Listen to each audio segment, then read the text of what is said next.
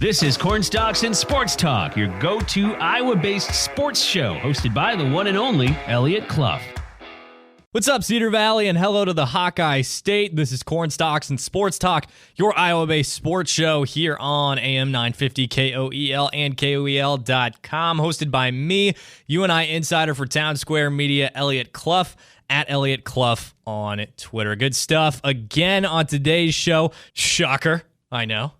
Cameron Salerno from the Sacramento Bee. He joins us today. We're going to preview that UNI versus number 8 Sacramento State game. That's happening today in the Dome at 4 p.m. And yes, I will be there to cover the game. Feel free to stop by and say hi if you see me. Then we're switching it up a bit today. Bella DiAmore from the Philly Inquirer joins to tell us about E.J. Warner, Kurt Warner's son, earning the starting quarterback position at Temple as they play Rutgers today at 1. Of course, Kurt Warner played for the Panthers. You know that, but I just got to say it for those who don't. Really excited to see what his son can do as a true freshman for the Owls. So we talk about that a little bit with Bella, and those are both coming up here in just a few segments, but stay right here for this first one on Cornstalks and Sports Talk on AM 950 KOEL and KOEL.com this morning. Now, you know at this point, we can't go a single episode of an Iowa-based sports show without talking about the Hawkeye offense, right? We have to do it right now. They're playing again today, a night game versus Nevada, and so this is incredibly pivotal for a variety of reasons for the Hawkeye offense in its entirety, not just Spencer Petras, not just Brian Ferentz, in its entirety. And we're going to get to it here on this first segment. So the Wolfpack, I believe I've said it a few times here on Cornstalks and Sports Talk, the Wolfpack, Nevada, they're bad. They're pretty bad. Sure, they're 2-1, but who did they play, right? In that first week, I guess it's week 0 technically, they played at New Mexico State. That game was awful.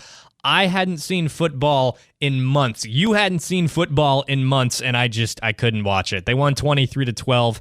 It was tough to watch. Then the next week they took on Texas State and won 38-14. Not very impressive. And then last week against Incarnate Word at home, an FCS team, yeah, they're ranked in the top 10. They're a good football team. An FCS team went to Nevada and scored 55 points against an FBS defense. They won 55-41 over the Wolfpack. So that's my first point about Nevada not being good. Anyway, UIW's University of Incarnate Word, their offense is legit. As a guy who covers an FCS team, they're scary. I don't want the Panthers to see them in the playoffs, and I don't think Panther fans want to see that either. But they're not 55 points against an FBS opponent good. You know, they're 55 points against North Dakota good. They're 55 points against, I don't know, maybe not Sam Houston, but think of it here, Mercer maybe. I don't know. Let me think here. Definitely a team like Monmouth or it's St. Thomas. Yeah, they'd score 55 points against St. Thomas. But anyway, they're a lethal offense, but they're not good enough to put up 55 points against an FBS team. So that should tell you Nevada's defense, they're god-awful. What I have in my notes here is saying that UNI didn't allow 55 points to Air Force, and they're a damn good FBS team. So that'll tell you what I have to say about that. Next up, their defense has allowed 7 passing touchdowns over 3 games and 917 passing yards against New Mexico State, Texas State, and Incarnate Word. Clearly not a good defense. Their offensive line has also allowed 9 sacks. They've thrown for 2 touchdowns in total through 3 games. Thrown the ball, 2 touchdowns, 3 games. If you're an Iowa fan, that's nothing to bat your eye at because Petras can't do that. But it's still not good. It's not good, especially against the competition they've played against. At least Iowa played Iowa State last week, and there are some dudes on that roster. And so going into this game, Nevada has been given a 10.4% chance to win. Again, it's at Iowa, a night game in Kinnick. Those are scary for opponents. It gets loud in there. And last thing I'll say about Nevada, truth be told, I think South Dakota State's a better football team than Nevada. South Dakota State would beat Incarnate Word, and Incarnate Word laid the wood against Nevada, at least offensively. And so Hawkeye fans should be beside themselves if Iowa can't put points on the board against Nevada. That's essentially what I'm getting at. There are a few other things we got to talk about here, but that's what I'm getting at. If Spencer Petras can't get his footing, if the offense as a whole can't get its footing, then it won't get its footing. Yeah, we're 3 games into this season for Iowa football and for a majority of the country, but if you can't figure it out against this Nevada team, then you're done. Like, there is no way, no matter how good your defense is, you match up against these Big Ten teams, and they're going to eviscerate you because you can't do anything on the offensive side of the ball. You just can't. That's what an indictment would be if Iowa can't do anything offensively against Nevada. Either way, I think they're going to win this game just because that's the defense. That's how good the Iowa defense is. But if the offense can't produce and look like they're a bunch of Division I football players, then this season's essentially over for Iowa. I'll say that right now. Sure, they might get to a bowl game at like 6-6, maybe. But this is not a 6-6 offense. It's a 10-2. It's a 11-1. It's a high status defense, but the offense is not going to win them games unless they can figure it out. Now, in regards to Spencer Petras specifically and the quarterback position, if Petras can't get it right against this team, he won't be able to get it right at all in 2022. And his college football career should be done. Because I think he's going to be a good coach. We've heard him explain, we talked about those defenses against Iowa State, the Mike linebacker, about how things are different. It's not a traditional 3-3-5. You're going to see things a little bit differently from an Iowa State defense as opposed to a Big Ten defense or a more traditional defense. And Spencer Petras, in an interview with a few of the media outlets that were there for a media event, explained the defense really well. He's going to be a good coach. I think he's really smart. And by all accounts, he's a great guy, but we don't have to give him the benefit of the doubt of being a great guy to say that he's a bad football player, because that's what we're seeing right now. And, overall, he might not be a bad football player. He's just in his head. Some of these throws, these simple throws he can't make, but he can make the more difficult throws. That's how you know you're in your head and you got the yips. Yips more of a baseball term, but it's just a mental thing where you just can't make throws. You're in your head. You're thinking about it too much rather than just doing it. And so if he enters the half against Nevada, 6 of 17 or like 4 of 13 for 39 yards and a pick and no touchdowns, and the Hawkeyes lead 3-0 or even 10-0 because of a defensive touchdown, like a pick 6 or something, it is definitely time to put Alex Padilla in the football game, and there are no doubts in my mind about it. Whether or not Kirk Ferentz decides to do it, that's what I have doubts about. Padilla should have been on the field sooner than what he has been already. If Petras continues to do this, he is not a Division I quarterback. Honestly, I feel like I could put up the numbers that he's put up just by way of backup, oh crap, he's open, wing the ball. I haven't played football since 7th grade, and I never played the quarterback position. 3.4 quarterback rating, 1.1 quarterback rating. I could do that. Sure, I'm 5'9", 170 pounds, and ran cross country in high school. But I can figure something out. Petras can't do it. Especially if he doesn't figure it out in this game. He cannot do it, and he should be done. Now it's time for Padilla, in my opinion, and it's been time for Padilla. Spencer Petras getting named the starter by Kirk Ferentz this week after we talked with Sean Bach from 24/7 Sports and HawkeyeInsider.com. If you missed that, you can listen to it on our podcasting feeds from Apple Podcasts, Spotify, Google Play, etc. But if Padilla doesn't open up the second half, and if he does open up the lead, then it's his job going forward, definitely. But if he doesn't open up the lead, I don't know how Brian Ferentz remains your offensive coordinator after this game. Nepotism can get you pretty damn far, clearly, if your name's Brian Ferentz. But this is just ridiculous. If especially assuming, or looking at this game versus Nevada and seeing if they can't put something together, you have to fire Brian Ferentz. If not after this week, after next, because the offense will not figure it out, and it needs to be changed in one capacity or another, rather, especially if Alex Padilla goes into that game and can't produce either. Because at that point, it's not your quarterback, it's your offensive coordinator. And if that isn't screaming at Kirk Ferentz in the face, I don't know what is. Anyway, back to my original point. If Padilla comes in this second half, takes over, maybe even in the second quarter if Petras is putrid, like he has been, if he comes in and opens up that lead, I don't know how you give that job back to Spencer Petras. I don't think you do. I don't think you can. I don't think there's any logical reason to. But flipping, flopping again, if the Hawkeyes cannot get anything going versus Nevada, Brian Ferentz has to be fired right now. Not tomorrow, not the day after that, not the day after that, not after media days when he's given a chance to try to talk himself out of a hole again, or saying that Spencer Petras needs to pick it up, or Alex Padilla needs to pick it up, or the offensive line needs to pick it up. It is your fault, man. The offense has been the highest they've been ranked ever. With you at the offensive coordinator position is 88th in the country. You should not have a job. Or if you do have a job, it should be a running backs coach or a quarterbacks coach somewhere. Maybe be demoted, Move on to the FCS. Go somewhere else. He does not belong at an offensive coordinator position at D1 football. And I mean, let's just, again, hypothetically go back to that quarterback position and say it's an issue with Petras as opposed to Padilla.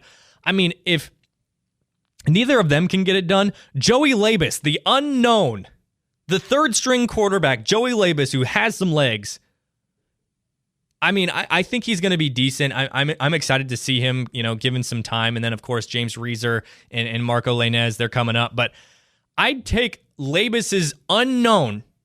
We don't know what he can be. I would take that 10 times out of 10 over what we're seeing on the field tangibly from Spencer Petras, even with the track record like Kirk Ferentz has referenced. I think it's in the last 10 games he's played, he's thrown 1 touchdown and 9 interceptions. It is hard. You have to try to be worse than that. So I would take Labus over him, especially if Padilla can't put it together either. And, there's only so much that I can say here on this Saturday morning on Cornstalks and Sports Talk. Elliot Clough on the mic with you, at Elliot Clough on Twitter. There's only so much I can say that hasn't already been said, but this has to be the last straw for Petras if he can't put it together. It has to be. There's no logical reason to go any further if he continues to play like this. None. Zero. Zilch. You can't be that bad and still have a job as a starting Division I quarterback. Your team and your coaches can only defend you so much before they start to look stupid and you start to look stupid. And I'm going to reiterate something in the same vein that I heard Keith Murphy of WHO 13 in Des Moines say, I think it was a week or two ago. You bench Spencer Petras because you do respect him. You know he's more than capable of being better than what he's shown. That's why you put him on the bench. You say, you are better than this. Sit on the bench because we're gonna know that Alex Padilla is going to be a better option than you. It's not because we disrespect you. It's because we've seen what you can do and you're not living up to par. That's the only logical explanation or way to go about this, because clearly saying you're our guy, we believe in you, it's not getting him past these yips. It's not getting him into any level of confidence. It's not giving him the wherewithal, the belief in himself to play good football as a quarterback of the Iowa Hawkeyes. It's pandering. It's what it is. It's saying he's our guy, we're going to defend him. Well, you can only defend him so much if your quarterback rating's 1.1, and then it goes up, but to 3.4. That is insanity. The definition of insanity is doing the same thing over and over again, expecting different results. And if they go with Spencer Petras again, he doesn't produce, he has to be done. Because otherwise, literally, Kirk Ferentz is insane. And pandering is not Iowa football. It's not. My name's Elliot. Rant over. We're going to move on here into the second segment. Cameron Salerno is joining us to preview that UNI versus number 8 Sacramento State game happening today in the Dome at 4 p.m. Stay tuned for that and more Corn Stalks and Sports Talk here on AM 950, KOEL, and KOEL.com. All right, here we go. Back for this second segment here on Corn Stalks and Sports Talk on AM 950, KOEL, and KOEL.com with me, Eliot Clough, at Eliot Clough on Twitter. UNI enters this week 3 of the season 0-2, and they've got a formidable opponent coming up today at 4 p.m. in the Dome in number 8 Sacramento State, the second year in a row that they've played the Hornets. On to talk with us about the matchup is Cam Salerno of the Sacramento Bee. Cam, last time we talked, we did get to discuss this matchup a little bit. I had different visions of where UNI would be right now and how the fan base would be feeling going into this game, and we'll get into that. But where is Sac State at right now, having only played the one game, and now they're coming off a bye week? Yeah, it's a very unusual bye. You don't see a lot of teams get a week 2 bye. That's just kind of how the cookie crumbled. But, I mean, Sac State last year, they lost to Northern Iowa in a blowout at home, season opener, and then they lost to Cal. But then Sac State ran the table, won 8 straight games. So, like I was telling you off there, like it doesn't matter if you lose a few FCS games early, as long as you do good in league, you still have a really good chance of qualifying for the FCS playoffs. But yeah, Sac State had a really good win in week 1 against Utah Tech, formerly known as Dixie State. I was reading the game notes. They ran for their most rushing yards in 20 years in a season win. Yeah. Then they scored touchdowns on offense, defense, and special teams. You probably have seen the viral video of Cameron Salerno, who's Sac State's running back, returning that onside kick to the house. I mean, I think I mentioned him before, but I mean, he was my pick for a breakout player on the Sac State team. I mean, he's the real deal. He's a very hard guy to bring down. So I think it's gonna be a really interesting matchup. Obviously, Sac State's really well rested. I don't think they have really any major injuries coming to the game, so they're pretty much fully healthy. So I think it's going to be a really good opportunity for Sac State, because I know they were kind of upset about that loss last season in Northern Iowa, just how it went. But it's going to be a really good game, I think. So most rushing yards in 20 years, is that indicative of how they're going to play this year? Or do you think that's just circumstantial? And Utah Tech just recently went D1. So, yeah. And what's interesting about Sac State is they're probably one of the only schools in the country that really truly run a 2-quarterback system. Obviously, you see a lot of schools across the country, they have 2 really good quarterbacks. Maybe they rotate, but Sac State truly runs 2 quarterbacks. It's pretty wild to see. So Jake Dunaway is the passing quarterback. He's the pocket passer. He was a preseason pick potentially for MVP. I know there's probably about 5 guys who are nominated. He was one of them. And then you have Asher O'Hara, who's the running quarterback, and he still comes in and passes sometimes too, but I think he ran for like 120 yards in the season opener. And then Sac State has 2 really solid running backs in Marcus Fulcher and Cameron Salerno, and then they have a few other guys as well. I think their offense is going to be the best in the Big Sky this season just because of the guys they return. I mean, I think they returned 3 out of 5 starting offensive linemen, and then another one that didn't play last year. He was a full-time starter in 2019, the last full season they played. Prior to that, I mean, they returned all 3 of the receivers. They have another guy who was hurt this year that played last year. So I think Sac State's strength is the offense. I know the defense had some struggles week 1, and they gave a few explosive plays, but they also had some pretty good plays too. They forced some turnovers. They had a sack. They had like a 99-yard pick 6. So there's definitely room for improvement on the Sac State team, but I think their offense is definitely going to be something that is going to be something to watch going forward. And when you look at that 2-quarterback system, like you mentioned, it's not common in the country. And Asher O'Hara being the running guy, Jake Dunaway being more of the passer. And is it sort of a rotation, or they just kind of go with a feel like this person would be able to do well right now versus later? How does that work?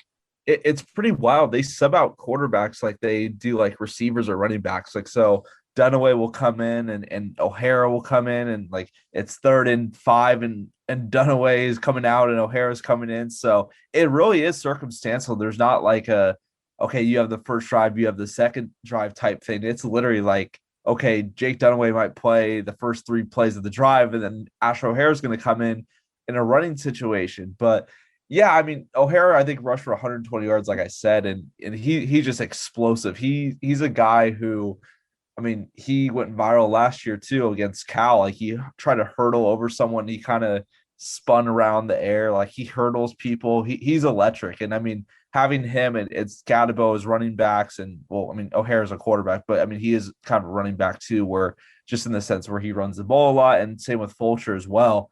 And I mean having that three-headed monster is pretty cool. And then also too, I mean, I know like I don't want to get really too specific about Sac State, but their running back room is so deep. I mean, they have a guy in Elijah Tuatoliver who was a Nevada Gatorade Player of the Year last year. So I mean, he's like the third string running back, and then they have Zeke Burnett, who's another running back from Sacramento, who's a freshman, and he was one of the best running backs in the area last year. Then they just got a commit who was probably the top running back in Sacramento, who's a senior. So I mean, their running back room is so good, and it's pretty cool to see how much depth they built. And I ran into some of the assistant coaches at a high school game this week, just kind of do some scouting, and it's just amazing to see how Sac State's program turned around. I mean, these are the type of games a few years ago that Sac State would lose by 20 or 30. I know they lost to Northern Iowa last year. That was kind of I don't want to say a fluke, but I mean, it was kind of an outlier. But those are the games they lose consistently, and now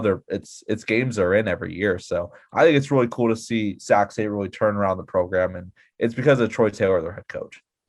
If you're unfamiliar with the Big Sky Conference, it's MVFC Big Sky, right? Those are the two best conferences in the FCS. It's really not close. It's really not close at all. And to win a conference like the Big Sky and competing against teams like Montana and Montana State, that's definitely not something to bat your eyes at. And like you said last time, and today for that matter, they really flipped that script right after the UNI game. Now, when you're looking at one game so far this season, how much can people take away from that going into this UNI game? Are you going in saying, wow, they ran for 300 plus yards, they're going to do that again? Are you looking at that saying they gave up 506 yards passing to Utah Tech, which is something we definitely want to talk about? How much value are you putting into that first game, especially against a team like a Utah Tech? I would say I think the running game is something that's going to be really consistently good all season. I think they'll finish probably top 2 or 3 in the Big Sky. So I think that's going to be pretty consistent going forward. I mean, I think the defense will be better. I know they have a lot of guys who are her first-time starters, or I know in the secondary, I think all 4 or at least 3 out of the 4 starters didn't play last year. One of them was a transfer. Another guy was he started a few games. Then their safety started a few games as well. But I mean, their defense for the most part is pretty new. I think they only probably have maybe 3 or 4 starters returning. So it's definitely a new group. Their defensive coordinator, Andy Thompson's brilliant. He's one of the best brilliant minds in the Big Sky and in the FCS. But if you see how their season went, it's the same thing. I mean, they obviously allowed a lot of points against Northern Iowa, and I think that was kind of the game maybe last 2 weeks ago where they allowed a lot of yards and a lot of points. And then to Cal, I mean, they played them pretty tough, but they obviously lost, and Cal's in the Pac-12, and that's a whole different animal. And you saw as the season went on, they really improved. And I think that's what Sac State is really, I think, good at. I mean, it's not – I mean, when you look at the season at the start, there's definitely a lot of takeaways. I mean, you see in the NFL, you see that at college football, your first game, it's okay, the offense is going to be terrible, and it's going to be really good. And I think a lot of people were saying Sac State's defense is going to be terrible. No, they're not going to be terrible. Just, it's the first game. A lot of these guys are first-time starters. So I think as the season goes on, I think they're going to get better. But I would say the offense for the most part is going to be really, really good, especially the running game. Again, we're talking with Cam Salerno of the Sacramento Bee here on Corn Stalks and Sports Talk on AM 950 KOEL and KOEL.com this Saturday morning. So you mentioned the fact that they're only bringing 3 or 4 starters back on the defense. We talked about the 506 yards passing. How would you say the best way what would you say the best way is for UNI to attack the Sacramento defense? Is it through the air? Is it on the ground? What would you say? I would say probably through the air, just because their cornerbacks are, I mean, I don't think inexperience is the right word, but they don't have a lot of starts on their belt. And obviously Utah Tech had a lot of success, and it also was a different game plan too. Sac State was playing more conservative in the sense where they were up by 20 and they didn't want to give up. I mean, they were just kind of allowing short gains and such like that. So I would say the defense is definitely they need to improve. I think everyone knows that. There's no sugarcoating it when you give up 33 points and the amount of yards they did. It's definitely not good. But I mean, they did have some bright spots. Like I said, they had a 99-yard pick six. They had a few sacks. The defense just needs to be better. It was really, really good in 2019. It was really solid last year. And kind of like I said, like the defense and just Sac State, the way they trend is at the start of the season, they really struggle, but then they kind of find their groove. There's always that one game where they play, and it's kind of like their not get right game, but it's a game that really defines the season. Last year was Montana when they beat them on the road. I think they held them. I want to say it was like 13 or 14 points, and it was really impressive, especially for a road game like that. And then the year before that, well, I mean, they didn't have a COVID season, but they had a few games. They beat Eastern Washington, they beat Montana. So there's definitely games and improvements they can make, but I would have to say right now, just with what we saw in week one and looking at that, I would say the defense it needs to be better, but I think there's ways to improve. But if Northern Iowa is going to attack Sac State, I think it's probably going to be through the air. For the UNI defense, they're really not so far over these last two games. They haven't been what UNI fans are accustomed to seeing. It's a lot of issues with contain on the outside of the defense in terms of when they're running the ball to the perimeter. That's been a weak spot for UNI so far. And then a lot of it was just, to me, from what I saw, I think I should go back and watch it again to make it more firm, but either missed assignments or bad conditioning or something going on in the secondary so far, because there's a lot of talent back there. There's a probably one of the best groups in the FCS is the defensive back room for UNI, and it just hasn't shown so far in terms of just pure talent. Does that sound like a defense that Sac State is gonna rip apart? What do you think there? I think they're going to run the ball a lot. I really think that's going to be their bread and butter this season, running the football, and then obviously opening it up with the pass game. And there's ways to do that. And like I said, with Ash O'Hare, he's definitely more of a runner, but he has been proven to pass. I think he threw 2 touchdown passes on Saturday or 2 weeks ago. And so I think the Sac State defense, their offense rather, is their philosophy is run the ball and then opens up the pass in game. And I think that's what they're going to do this week. And we'll see for sure. I mean, I really expect Sac State to pound the rock, and it's tough because, I mean, with Missouri Valley Conference teams, I mean, it's and teams in general. I mean, when they played South Dakota State in the playoffs last season, I mean, it was a whole different animal. I mean, Sac State, I mean, they have some big dudes, but I mean, you look at South Dakota State, and they have country dudes who are huge. And I mean, you look at when I was on the field for pregame, I was like, wow, these guys are huge, like compared to like Sac State people. I mean, I think that just, like Midwest football in a nutshell for sure. So I think their game plan is going to be run the ball a lot. And I mean, whatever happens. If they have been proven where they can win a game on passing the ball, and they can win the game running the ball too. That's what I was thinking too. More, you don't want to say finesse in football because everything's hard in football, right? But more of a air it out, sort of just beat you with speed versus just, that pure, like you mentioned, Midwest toughness that you only get on Midwest farms and when you experience Midwest winters. So we'll see how that shakes out. I'm definitely interested to see how UNI's run game does against the Hornets as well, because of that and because of the history and the lore of UNI offensive linemen. We'll see how that shakes out. But a couple more questions before we let you go. Has Sacramento State, I don't want to say ever, but ever played in a dome? Yeah, they have, because Northern Arizona is a dome team. Idaho State's a dome team. Idaho's a dome team. I think that's it for Big Sky football, I'm pretty sure. Let's see. So Sac State obviously doesn't have a dome. Cal Poly, UC Davis on domes. Eastern Washington, Montana State. Yeah, so I think it's only Northern Iowa or Northern Arizona, Idaho State, and Idaho. So I think there's 3 domes in the Big Sky. I know they played at Idaho State last year. They played at Idaho in 2019.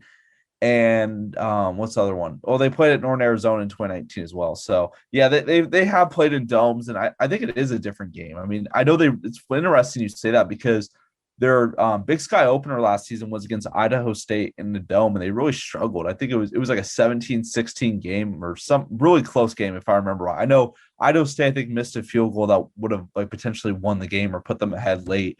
and Sac State was able to convert. So yeah, I mean, it is interesting you say. I know that when they played Idaho in the Dome in 2019, they really dominated, and Northern Arizona, that was a crazy game. So this was the second to last game of the season. They were going to play UC Davis the next week, and if they won, they clinched a share of the Big Sky. This is in 2019, and it was the classic trap game because Northern Arizona wasn't really that good that year. I think they were near the bottom of the Big Sky, but they somehow had a 10-point lead with like 3 minutes left. And Sac State ended up scoring a touchdown, getting an onside kick, and then they scored another touchdown, 1-4, like in the final like minutes. So yeah, they have kind of struggled in the Dome. So it's interesting you make that point. So I think it will be an interesting environment for sure. I mean, Sac State, the weather here has been terrible for the last few weeks, and it's really starting to cool down.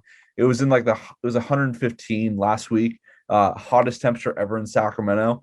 So it's definitely gotten cooler. I think it's like, I don't know, maybe in like the 80s now. So it's definitely a lot better. But yeah, playing in a dome will be really interesting for them. That's a good point. Pair that with travel in the FCS. Travel in the FCS, very different than the FBS, for those of you wondering out there. Last question for you, Cam, before we let you go. This is really a must-win game for UNI, in my opinion. I mean, you can't enter MVFC play 0-3 and expect to finish well and make the playoffs and finish with a winning season. So where are the Hornets at in terms of their confidence? Are they almost expecting a blowout because they're number 8? UNI is not ranked anymore. I think Sac State expects to win this game. I mean, just because they're the higher ranked team, but I think it will be a really tough matchup because it was a game they probably should have won last year and they got blown out at home. And so you can't really take any game for granted. I know next week they get play at Colorado State, which will be a tough matchup just because they're an FBS team, but I know Colorado State's not that good, like in the grand scheme of things, but it's still a tough matchup. So, I mean, just with Sac State's schedule this year, I mean, they have Weber State who beat Utah State 35-7. That was a really impressive game. And then obviously, I mean, in the Big Sky, you have Montana's, you have Eastern Washington, who looks really good this year, and then UC Davis is pretty strong. They almost beat South Dakota State. But yeah, I would say the Hornets are pretty confident heading into this game, but you never know. I mean, I think they were pretty confident after heading to the Northern Iowa game last season, and you know what happened there. But what's interesting is when they played, well, formerly known as Dixie State, they played Dixie State week 1 in last season, and they won 19-7. And they played a really good defensive game, but the offense really struggled. And it's kind of interesting because this season the offense really thrived and the defense kind of struggled a little bit. So it's going to be interesting to see what kind of football happens on Saturday. But I'm expecting a semi-close game. I think it's going to be close. I think it's going to be closer than people think. All right, there you go. He is Cameron Salerno from the Sacramento Bee, at Cameron Salerno 1 on Twitter. You can follow him and myself for the game on Saturday. Cameron, we appreciate you hopping on, man. All right, don't go anywhere. We got Bella DiAmore from the Philly Inquirer stopping by to tell us about Kurt Warner's son earning the starting job for the Temple Owls. EJ Warner stepping in and winning a game for Temple this last weekend, and now he's going to start versus Rutgers coming up. So don't go anywhere. We got more Corn Stalks and Sports Talk coming up on AM 950, KOEL, and KOEL.com. More Corn Stalks and Sports Talk coming at you right now here on AM 950, KOEL, and KOEL.com. As Elijah, or EJ Warner, was named the starter this week for the first time in his college career. The son of Kurt Warner, of course, UNI legend, an NFL MVP, Super Bowl MVP. It's looking like he's trying to make a name for himself here for the Temple Owls. And now on to talk with us a little bit about EJ is Bella DiAmore from the Philly Inquirer. Bella, how did EJ get this time he's earned so far? And did you or other people around the Temple program expect him to make this sort of impact this early? Yeah. Well, first off, it was a huge shock when we saw him come in the second quarter of the game against Lafayette this past weekend. I remember sitting in the press box and we were like, wait, what is that EJ going in? And, so it was coming off of DeJuan Mathis, the original starter of the game, who started also against Duke for their season opener. We thought he was going to be the guy. And his backup was originally Quincy Patterson, according to the depth charts, who came from Virginia. So we thought, okay, like, we're not sure because freshman, EJ's a freshman coming in, so maybe we won't see any playing time of him. But you never know, obviously. So he came in, and it was super shocking in the press box. We were obviously all sitting there like, oh my God, he's coming in. But he was a sight to see. I mean, honestly, he came in and he proved that he can play, obviously, Division I football, and he didn't look like a freshman. And that's kind of, I know that's cliche to say, but he really didn't.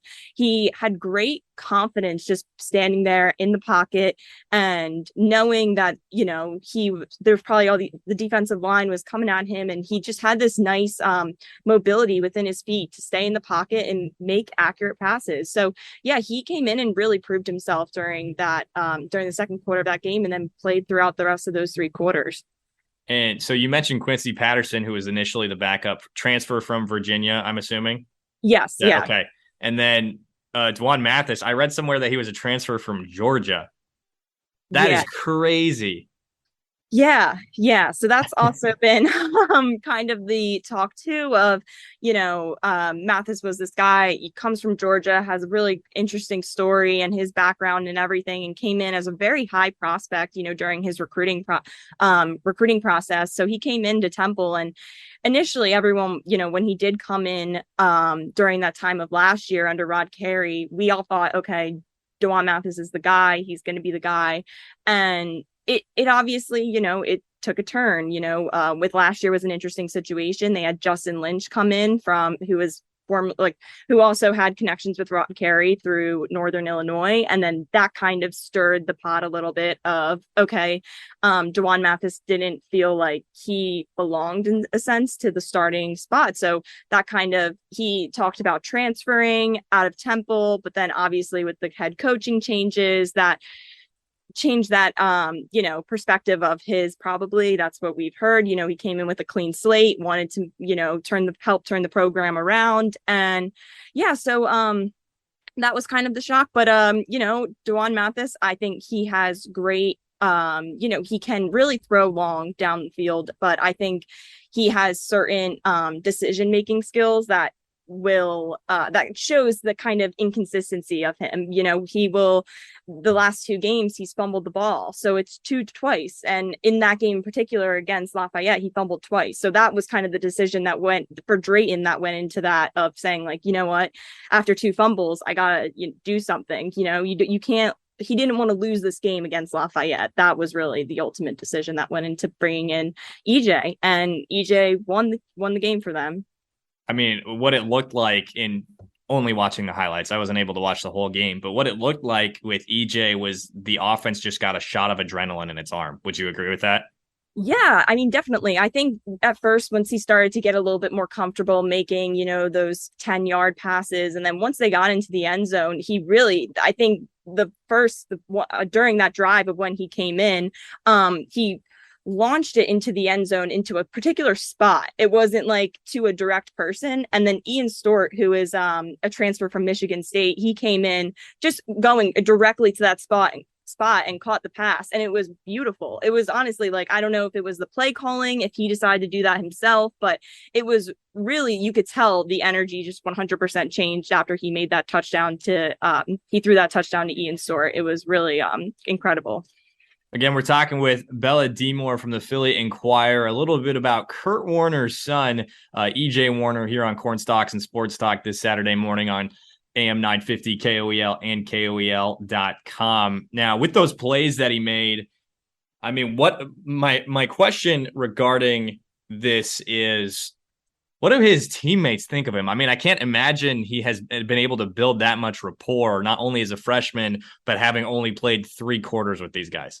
Yeah, I mean, we got some of the players, Isaac Moore in particular, after he was on the offensive line after the game, and he kind of said how EJ led the huddle. He came in and was like leading that room and was kind of like talking through things, and he said it himself too. He didn't look like a freshman. He spoke with confidence. He was trying to get the energy going. So definitely from someone who is in there, who's in a single digit on the team, which I'm not sure if you're familiar with the single digit concept, but it's awarded to the most toughest guys and the leaders of the team. So Isaac Moore is one of the leaders on this group. And for him to say that, that's huge, of saying a true freshman came in, because now I'll, have eligibility and, this guy's a freshman, but he's not actually a freshman. But, EJ's a true freshman coming in. And that's, I think, incredible that Isaac Moore was able to say that about him.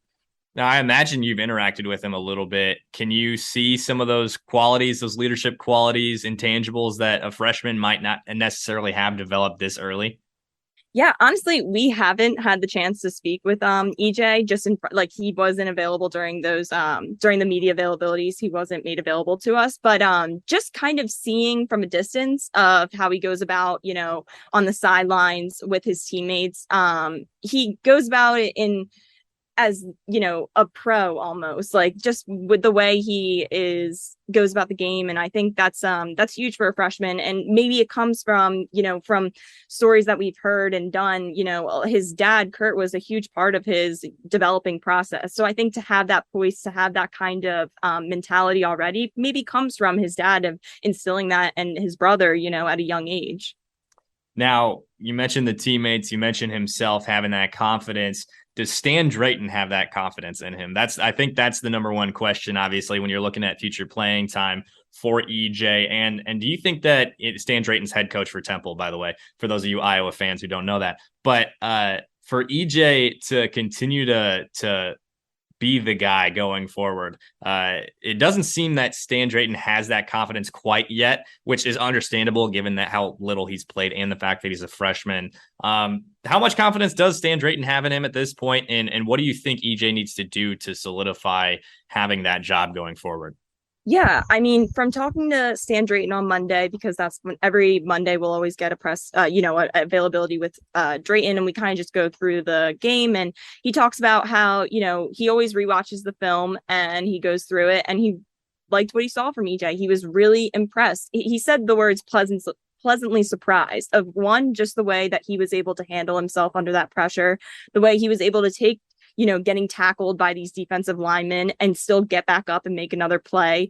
And so with that being said, he's taking first team reps with, in practice this week. And Drayton has said that all the quarterbacks take first team reps just to get a rotation going within them, so they can kind of tell, evaluate where the talent is at. But the words he used was, he's taking more first team reps. So it's I think him solidifying that spot, he's doing all the right stuff that he's supposed to be doing, by holding himself a certain way, by his performance on the field, and obviously showing that. And obviously from what we saw on the depth charts, he was the number one guy from what we saw. And then DeJuan Mathis was considered the backup. So it wouldn't surprise me if, EJ was the starter against Rutgers. And I think Rutgers will be a huge evaluation for him of what he can do, because this is a Big Ten team. This is going to be the only Big Ten team that Temple plays this season. So I think, it's going to be a big evaluator of where he's at. But also just to note, Drayton has said his ceiling is so high. So the fact that, he's doing all this stuff now, wait until he gets to his junior year of this kind of, the player he can be. So you mentioned that game against Rutgers. That's going to be where we see what EJ is and what he's capable of. Scarlet Knights are pretty heavy favorites. What will EJ need to do in this game, assuming everything goes the way we expect it to keep the starting job? And who knows, maybe even lead them to a win over the Scarlet Knights. Yeah. So just watching what Rutgers has done so far, their defense is super strong. They've caused 5 turnovers so far in the last 2 games that they've played. So that's going to be something huge for the offense. And even so, just keeping the ball, with this fumbles and the situations that they've gotten themselves into, they cannot make those simple mistakes, because that's what costs them turnover, possession time. And that's going to be so crucial for them, is possession of that ball. So I definitely think they're going to have to be aware of that. Maybe their run game is going to be they're going to have to utilize the run game more so. And, and I think EJ's also capable of doing that. I think he's capable of running, but I also think he's a good decision maker. So when he is in the pocket, he'll find those, from what it seemed, from just watching him within those 3 quarters. And we haven't seen a lot of him, like we said, and this is just going to be a stronger defense. I think he's a decision maker in a sense that he can, if plays aren't going a certain way or something isn't going the way that they thought it was, he can make those decisions to get them to where they need, get them a first down, get them what they need to get to. If you're unfamiliar with Rutgers listeners, they're actually not awful anymore. So they're 2-0 so far. And I mean, I think they're a team to keep your eyes on. They are in the Big Ten, so it is a little bit more difficult. But before we get to my final question here with Bella, we are talking with Bella DiAmore here on Cornstalks and Sports Talk. She covers Temple's. Oh my gosh, I almost said Rutgers, and then I said Temple football for the Philly Inquirer. We're talking a little bit about Kurt Warner's son, EJ Warner, being named the starting quarterback. Of course, he is a true freshman. Do you think they can pull off a victory against a Big Ten team like Rutgers? That sounds like a no. I think it will be better than last year. Last year, I'm going to say, it's 61-3. I believe it's 61-3, which was pretty terrible. It was their first, but it was their season opener, and Drain has said this is a clean slate. They are not looking back. They're not evaluating themselves from the kind of team that they were last year, because first off, he wasn't even here. It was under Rod Carey. So I think, they'll be better than they were. It won't be the score that was last year. Kind of just looking at how I think they're improving from what they were played against Duke, which was a blowout. They didn't score a single point. But maybe with EJ Warner in, and with guys, with the defense kind of finding because Temple's defense is definitely their stronger suit. They'll find a little bit more consistency there. And I mean, maybe I honestly think Rutgers is going to be the one to get this win, in my opinion. Obviously, to see Temple win, that's, you want to see the team you cover win, because that's great. But in just looking at stats, numbers, and everything, I think Rutgers will be the one to get the victory. But I think Temple will do more than what they're anticipated, if that makes sense. Yeah, I gotcha. She is Bella DiAmore. She is a writer, associate sports editor, to be exact, for the Philly Inquirer, covering Temple football. You can follow her on Twitter at Bella DiAmore. It's DiAmore. Bella, thanks so much for hopping on. Yeah, thank you so much for having me. And that'll do it for this week's episode of Cornstalks and Sports Talk. Thanks so much for tuning in today. If you missed any part of today's show, you can always listen to us on Apple Podcasts, Spotify, Google Play, wherever you get your podcasts. And don't forget, if you are a listener on Apple Podcasts, Spotify, Google Play, whatever you have, go ahead and subscribe, follow, drop a rate and review. That does help us out a lot. Seriously, if you like what you're hearing, make sure you do that. It does help us out so much. And if you want to just get our guest segments, you can do that on my YouTube page. It's just Eliot Clough. Go ahead and search that there. So once again, folks, my name is Eliot Clough. I'm a UNI insider for Town Square Media. You can follow me on Twitter at Eliot Clough, EliotClough. And this was another week's edition of Cornstalks and Sports Talk. What's the easiest choice you can make? Window instead of middle seat? Picking a vendor who sends a great gift basket? Outsourcing business tasks you hate? What about selling with Shopify?